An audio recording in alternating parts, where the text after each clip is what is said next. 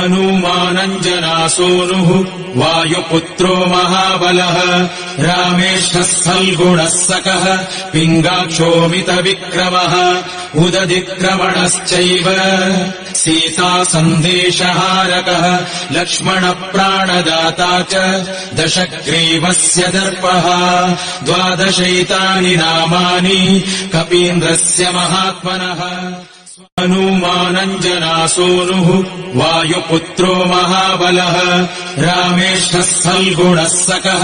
पिङ्गाक्षोमितविक्रमः उदधिक्रमणश्चैव सीतासन्देशहारकः लक्ष्मणप्राणदाता च दशग्रीवस्य दर्पः 12 नामानि कपीन्द्रस्य महात्मनः हनूमानञ्जनासूनुः वायुपुत्रो महाबलः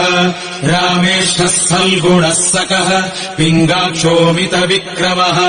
उदधिक्रमणश्चैव सीतासन्देशहारकः लक्ष्मणप्राणदाता च दशग्रीवस्य दर्पः 12 नामानि कपीन्द्रस्य महात्मनः हनूमानञ्जनासूनुः वायुपुत्रो महाबलः रामेशः सल्गुणः सकः पिङ्गाक्षोमितविक्रमः उदधिक्रमणश्चैव सीतासन्देशहारकः लक्ष्मणप्राणदाता